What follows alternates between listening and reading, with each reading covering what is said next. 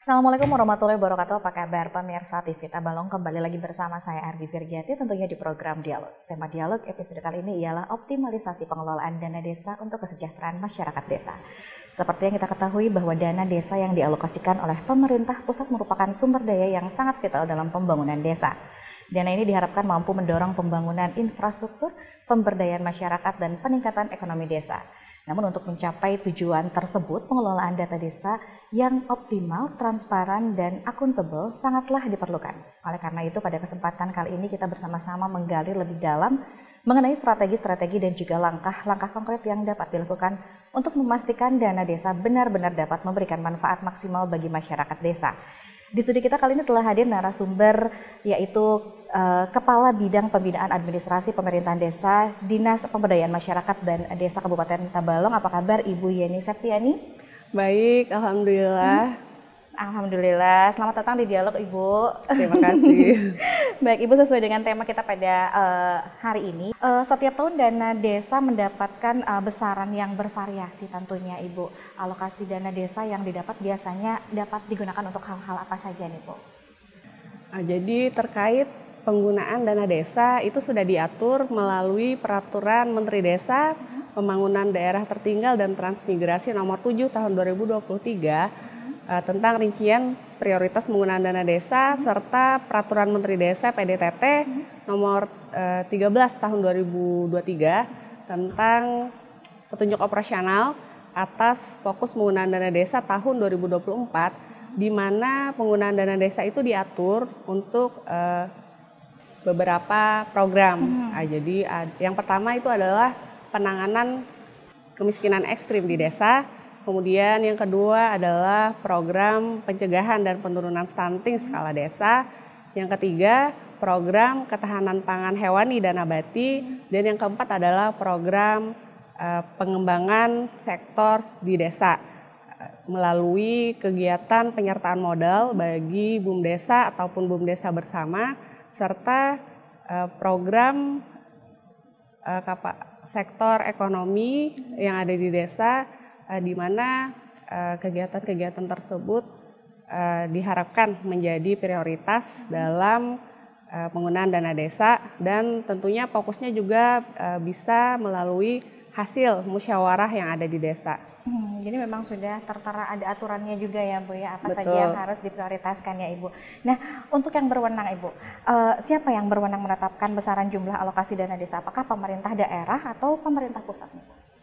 Terkait besaran untuk dana desa itu sudah diatur berdasarkan Peraturan Menteri Keuangan Nomor 146 Tahun 2023 tentang besaran, penyaluran, dan penggunaan dana desa yang diatur setiap tahunnya itu berbeda-beda. Baik, dari dana desa yang didapat setiap desanya ini kan tentunya juga berbeda-beda ya Ibu ya. Lalu apa yang menjadi pertimbangan pemerintah dalam menentukan besaran dana desa yang didapat oleh masing-masing desa tersebut nih Bu? Jadi berdasarkan PMK tadi yang sudah disebutkan nomor 146 tadi, ada beberapa pertimbangan dalam menentukan besaran dana desa.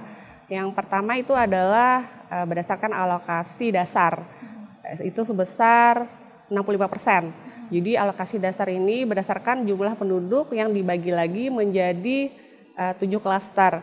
Kemudian alokasi yang kedua adalah alokasi afirmasi sebesar 1%, di mana alokasi afirmasi ini diberikan bagi desa yang tertinggal maupun desa yang sangat tertinggal.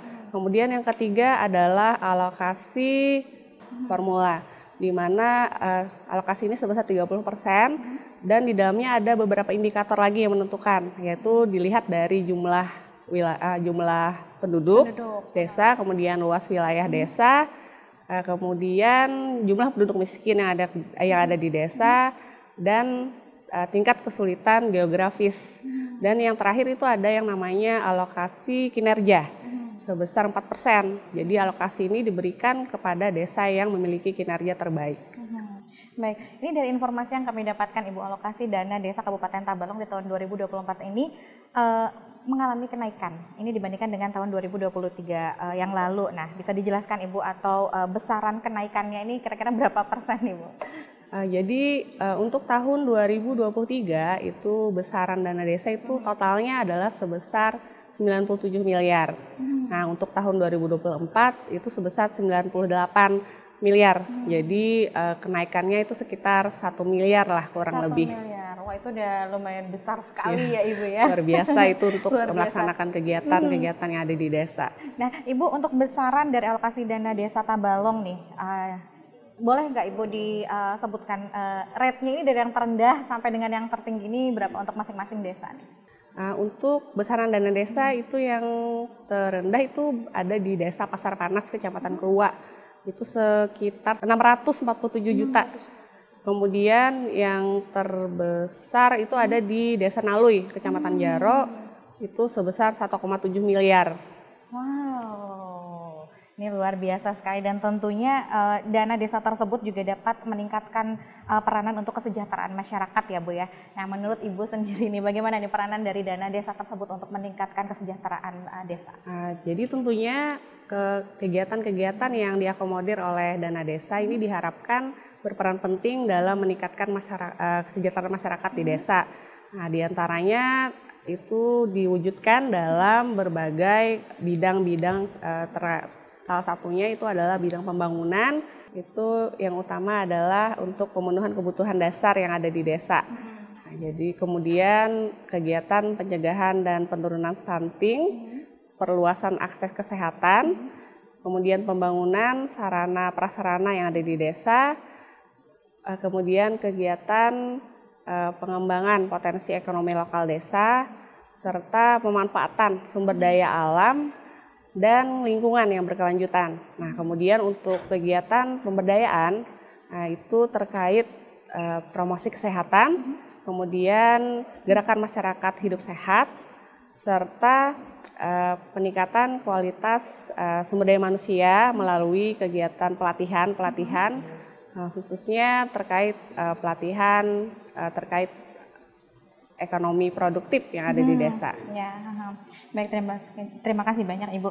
Ini sebenarnya memang bukan berbicara tentang berapa jumlah besarannya ya Ibu, tapi bagaimana cara desa tersebut bisa mengelola dengan baik dana desa yang diberikan oleh pemerintah Ibu.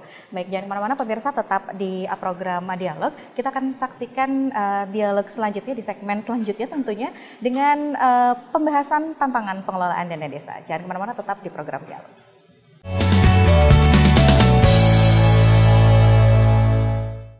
Baik, terima kasih pemirsa, Anda masih setia dalam program Dialog. Kita akan melanjutkan perbincangan kita tentang tantangan utama yang dihadapi pemerintah desa dalam pengelolaan dana desa dan bagaimana sih cara mengatasinya nih Ibu. Tentunya pasti ada tantangan ya Bu ya. Betul. Di setiap kegiatan, di setiap apapun itu pasti ada tantangannya. Nah, bagaimana nih Bu? Jadi terkait tantangan dalam pengelolaan dana desa ini tentunya ada. Dan tantangan utamanya adalah dalam menghadapi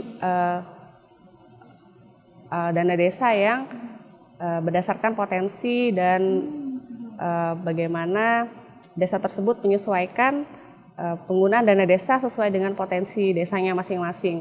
Nah, sehingga diharapkan pemerintah desa itu dalam pengelolaan dana desa itu lebih intensif lagi dalam memberikan sosialisasi dan pemahaman kepada masyarakat tentang pentingnya pengelolaan dana desa yang sesuai dengan kondisi dan potensi yang ada di desa. Jadi memang harus sesuai ya Bu ya dengan kondisi ya, potensi dari desanya sendiri ya. Yang tiba-tiba dari pertanian tiba-tiba jadi perikanan juga kan agak-agak susah gitu ya Ibu ya. Baik, Ibu bagaimana sih cara memastikan transparansi dan akuntabilitas dalam pengelolaan dana desa ini Bu?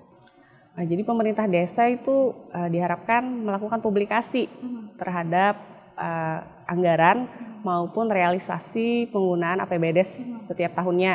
Nah, di mana publikasi ini bisa berbentuk baliho ataupun papan pengumuman atau bisa juga melalui media sosial sehingga transparansi terhadap pengelolaan dana desa itu bisa dilihat langsung oleh masyarakat.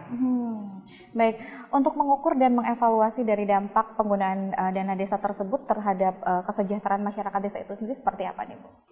Dengan memastikan bahwa jaring pengaman sosial itu sudah terpenuhi di desa melalui adanya kegiatan bantuan langsung tunai atau BLT. kemudian memastikan bahwa kegiatan-kegiatan pelatihan sosialisasi khususnya terkait pelatihan usaha ekonomi itu terlaksana di desa. Lalu Ibu, apa saja sih peranan dan partisipasi masyarakat dalam pengambilan keputusan terkait penggunaan dana desa tersebut? Apakah dari masyarakat juga boleh memberikan saran atau ide kepada pemerintahan desa, misalkan pengen diadakan ini, gimana nih Bu? Jadi masyarakat ini berperan dalam perencanaan, kemudian pelaksanaan, serta pengawasan pembangunan. Nah, melalui perencanaan itu dengan menghadiri forum musyawarah desa dalam penyusunan APBDes, kemudian dalam pelaksanaan itu masyarakat terlibat sebagai tim pelaksana kegiatan pembangunan di desa, dan yang terakhir dalam hal pengawasan. Jadi masyarakat itu diharapkan berpartisipasi aktif dalam pengawasan jalannya pembangunan yang ada di desa. Jadi tetap memang partisipasi secara aktif ya. Betul. Bu ya. Dilibatkannya nggak tanggung-tanggung ini dari perencanaan sampai dengan evaluasi ya. Sampai dengan pengawasan. Sampai dengan pengawasan. Baik Ibu. Untuk memastikan bahwa aspirasi dan kebutuhan dari para masyarakat sendiri benar-benar terpenuhi dalam penggunaan dana desanya seperti apa nih Bu?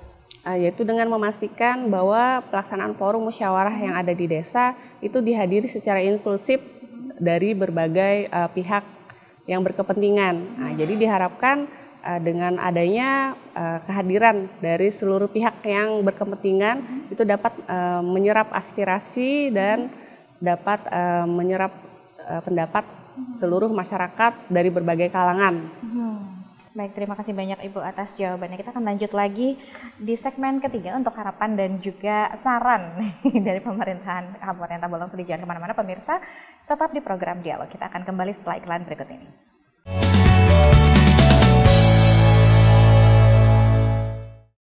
Baik pemirsa, kembali lagi dalam program Dialog. Kita akan melanjutkan perbincangan kita di segmen ketiga tentunya. Ini tentang saran dan juga harapan dari pemerintah Kabupaten Tabalong. Nah, Ibu, apa sih yang bisa dilakukan oleh pemerintah daerah untuk mendukung optimalisasi pengelolaan dana desa? Jadi terkait dukungan terhadap pengelolaan dana desa itu diwujudkan melalui kegiatan monitoring, evaluasi dan sosialisasi yang dilakukan secara berkala oleh pemerintah daerah melalui Dinas Pemberdayaan Masyarakat dan Desa. Oke, lalu ini pertanyaannya agak sedikit tanda kutip ya Bu ya. Bagaimana pemerintah sendiri memastikan bahwa dana desa yang dipergunakan itu tidak disalahgunakan atau tidak dikorupsi gitu, nah Ibu? Nah, jadi terkait pengelolaan dana desa, kami Dinas Pemberdayaan Masyarakat Desa khususnya itu lebih meningkatkan lagi koordinasi dengan AFIP. Dalam hal ini Inspektorat Daerah Kabupaten Tabalong dalam melakukan pengawasan sehingga dapat mencegah penyalahgunaan terhadap dana desa. Dan selama ini juga berjalan dengan aman saja ya Ibu ya. Betul. Alhamdulillah ya. Baik, untuk terakhir saran ataupun harapan khususnya kepada pemerintah desa terkait dengan optimalisasi pengelolaan dana desa seperti apa nih Bu? Nah, diharapkan dana desa ini dapat dikelola oleh pemerintah desa lebih maksimal lagi dalam mengembangkan potensi yang ada di desa. Kemudian diharapkan pemerintah desa itu lebih meningkatkan sinergitas dengan lintas sektoral sehingga semua kegiatan-kegiatan lintas sektor itu dapat terakomodir dengan baik sehingga diharapkan pada akhirnya kesejahteraan masyarakat yang ada di desa itu dapat meningkat. Alhamdulillah, terima kasih banyak Ibu atas penjelasannya tidak terasa. Tadi merupakan pertanyaan terakhir. Terima kasih kepada Ibu Yeni Septiani juga yang telah meluangkan waktunya ini di sela-sela mau perjalanan dinas ya, disempat-sempatkan untuk mampir di Dialog. Terima kasih sekali lagi. Saya Argi Firgiati beserta kru yang bertugas pamit undur diri. Sampai jumpa di kesempatan berikutnya. Wassalamualaikum warahmatullahi wabarakatuh.